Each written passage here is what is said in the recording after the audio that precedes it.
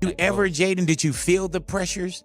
Yeah, I did. Once I went out into the world and I saw what people, how people feel about my parents, I didn't understand, I'm still understanding more and more every day. 2010 to 2012, I had achieved everything that I had ever dreamed. I was beyond the wildest dreams. I had been blessed beyond anything I can imagine.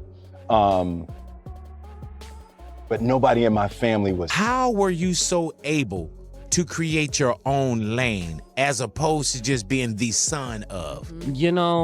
That's something that I tried to do from the very beginning, and it's something that my parents were aware of, and they made us aware of it before, we even found out from other people that there was this expectation on us. They said, hey, people out there in the outside world, they're gonna, say this, and they're gonna say that, you have to live up to our expectations of what we've done and what we've accomplished in our life, and you have to live with that. So we kind of knew that when we were young. And for a long time, Will was seen as one of Hollywood's safest bets. He built a reputation as a clean, reliable star who stayed out of real trouble. He even spoke openly about raising his kids differently, as if he had figured out a better system than everyone else. As Jaden got older, that image began to feel less solid. What is your worst nightmare? My worst nightmare. I don't have nightmares. I'd probably say his worst nightmare was she was asking individually your worst nightmare and my worst nightmare. You don't get to tell people my worst nightmare. Okay. How could you know, Jaden? This isn't about blaming Jaden. It's about how his life quietly revealed sides of Will that were never meant to be public. All right, sit down. Stand up. Okay, I'm really confused by the direction. I'm the director. Do what I say. Okay. Wait, who did his wardrobe? My pants used to be together. This is important for Jess. I feel like this is more of a striped shirt thing. Did somebody bring some clothes for Jaden? For years, Will had one of the cleanest reputations in the industry. Even people who didn't care for his movies still saw him as someone who avoided controversy. That's why the lawsuit filed by Joseph hit harder than rumors usually do. It included timelines, specific claims, and enough detail to make people stop and take notice. Joseph, a professional violinist and former America's Got Talent contestant, says he was hired to work with Will on a tour project. At first, everything seemed normal, but he says the tone gradually began to shift. He claims Will started using emotional language that felt overly personal, crossing boundaries that made him uncomfortable. According to the lawsuit, Joseph felt pressure to stay close, remain quiet, and not question what was happening. He describes a situation where power and access blurred boundaries. And whether people believe the claims or not, the wording itself is what stands out. Thank you, man. Thank you, Jack. This wasn't presented as a simple misunderstanding. Joseph described it as something that felt deliberate. Things escalated, he says, during the tour while he was staying at a hotel. According to his account, someone entered his room without permission. When he returned, he claimed a handwritten note had been left behind. The note suggested that someone would be coming back to spend time with him. Joseph says he didn't interpret it as friendly at all. He describes it as unsettling not just because of the message itself, but because of the circumstances surrounding it. According to the lawsuit, when he raised his concerns, management dismissed them. Shortly afterward, Joseph says he was fired and made to feel as though he was the problem. Will's legal team denied all the allegations, calling them false and irresponsible. On paper, it became one person's word against one of the most powerful figures in entertainment, and that alone made the story hard to ignore. Once the lawsuit became public, older voices began resurfacing quickly. People who had been speaking for years suddenly felt heard again. One of the most vocal was Wright. Her name began circulating widely as past clips and statements resurfaced. Wright had previously made allegations about several industry figures, including Will. She claimed that his mentorship efforts sometimes crossed boundaries and raised concerns about emotional influence and control. She also spoke more broadly about long-term emotional effects, referencing family dynamics in ways that made many people uncomfortable, though her claims were difficult to verify. This is unlike him, right? So I open the door to Dwayne's dressing room, and that's when I see Dwayne and having anal with Will. There was a couch, and Will was bent over on the couch, and Dwayne was standing up, killing him. Murder. It was murder in there. At first, many people dismissed her claims. But once the lawsuit surfaced, some viewers began connecting dots they had previously ignored. Then Bilal, a longtime friend of Will, came forward with his own story. He claimed that years ago, he walked into a room and witnessed a situation involving Will that shocked him. He also alleged that a serious family conflict played a role in why he distanced himself from the household early on. After that, people began revisiting old interviews and public moments with fresh eyes. I can kiss my son. I can kiss my son. Jaden, come on. Are you okay? Some clips show Will being openly affectionate with Jaden. Moments that were once viewed as harmless and parental. Watching them again, some viewers now focus on body language, facial expressions, and reactions that seem tense or uncertain. You ever jealous of the love Jada had for Tupac? Oh say my no. God, that dude. And that was in the early days. That discomfort became harder for some people to ignore as attention began to shift. It wasn't just one clip, it was several moments from different years and interviews, all resurfacing at once. Fans started questioning whether those interactions were truly about affection or more about controlling how the relationship appeared to the public. These moments stood out because they didn't happen in private. They unfolded in front of cameras, with little control over how they were framed. Jaden didn't shape the narrative, and once those images were released, they followed him indefinitely. Growing up without ownership over your public image can blur a person's sense of boundaries. When discomfort is laughed off or dismissed, you quickly learn that your feelings don't come first. Over time, that kind of experience can push someone to reclaim control in whatever ways they can. By the time Jaden reached his late teens, the public had already labeled him as different. His fashion, interviews, and music were often viewed as intentionally confusing or unconventional. Didn't understand and just how deep-rooted they are in hip-hop as well. Yeah, oh my gosh, man. I'm looking at this picture right here of Tupac on the shirt right there, and Tupac asked to marry my mom. Yeah. And she was like, we're Pac, like we're best friends. Right. Like, The moment that truly cemented that image came from how Jaden spoke about his connection with Tyler, the creator. Some people saw honesty, while others felt uneasy, not because of who he liked, but because of how public and one-sided it seemed. The conversation shifted from attraction to intention. That discussion reached a peak at Camp Flog Gnaw in 2018. Jaden stood on stage in front of a massive crowd, the energy running high.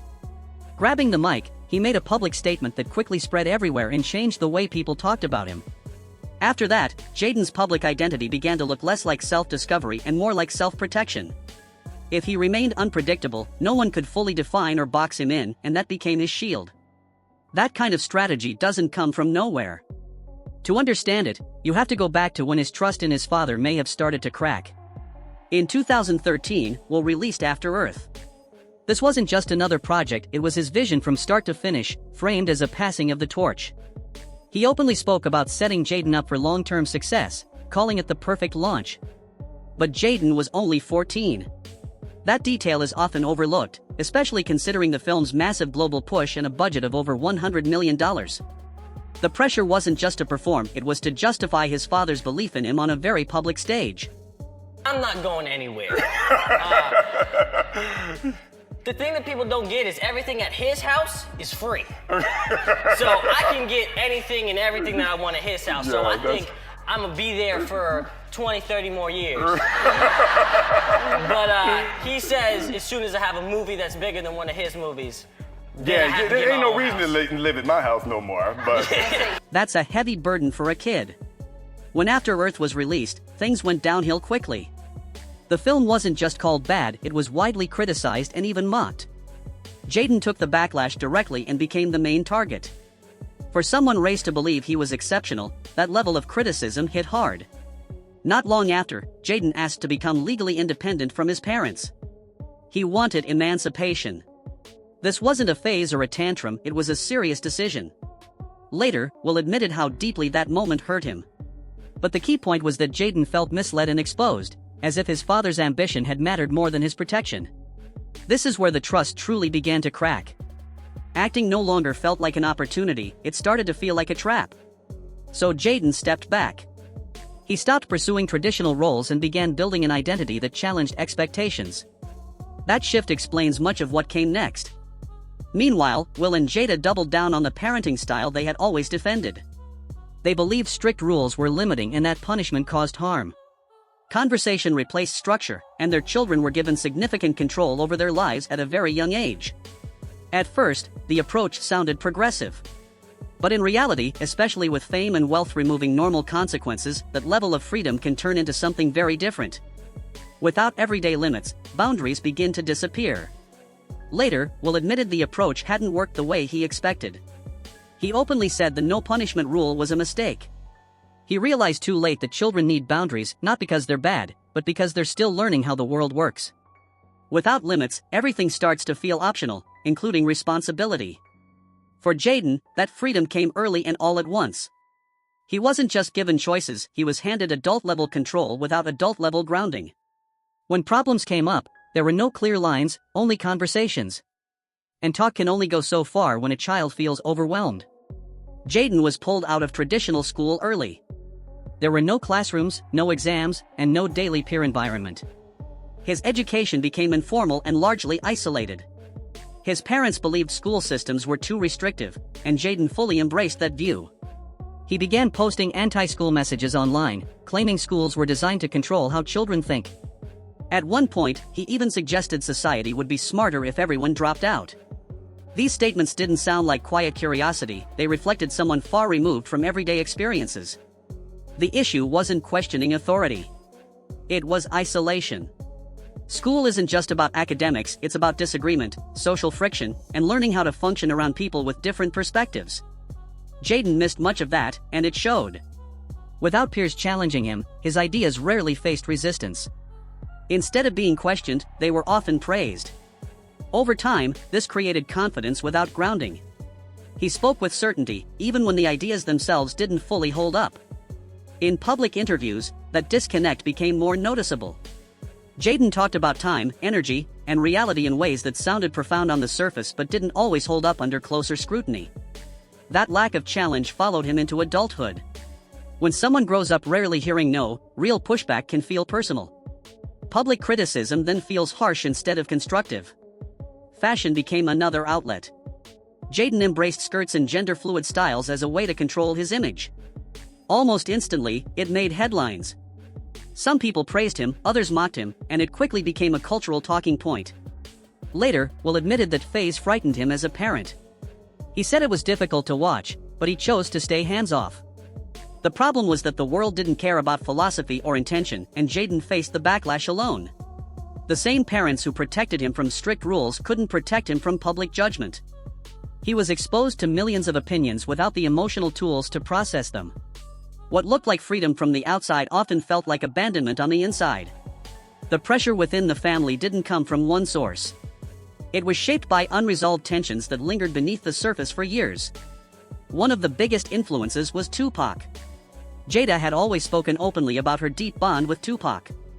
It wasn't hidden or denied, it was something she carried publicly. That connection affected the family dynamic, whether openly acknowledged or not. At one point, Will admitted he felt jealous of Tupac. He said it caused insecurity and made him feel like he could never compete with that connection. That tension didn't stay between adults, it subtly shaped the atmosphere at home. Children pick up on emotional undercurrents long before anyone explains them. One moment that made many people uneasy came when it became public that Willow, at a very young age, had written a letter to Tupac, saying her mother was sad and needed him. The letter wasn't meant for the public, but once it surfaced, it raised questions about what the children were absorbing. Willow's experience with fame added even more pressure. At a very young age, she reached a breaking point, stopped touring, and stepped away. By the time Jaden reached his mid-20s, the confusion surrounding him no longer felt new, it felt heavy. One clear example came during Paris Fashion Week. His outfits were impossible to ignore. In one look, his face was fully painted. In others, the styling seemed intentionally unsettling. High fashion is already unconventional, so standing out there takes effort, and Jaden made that effort. But instead of praise, much of the reaction turned into mockery. People didn't ask about meaning. They compared him to Will and questioned why he couldn't just be normal. That comparison never goes away. Every move he makes is measured against his father, and Jaden knows it.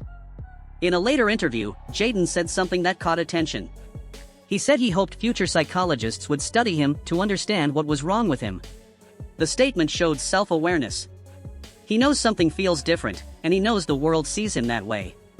What stood out even more was that he didn't talk about healing or change.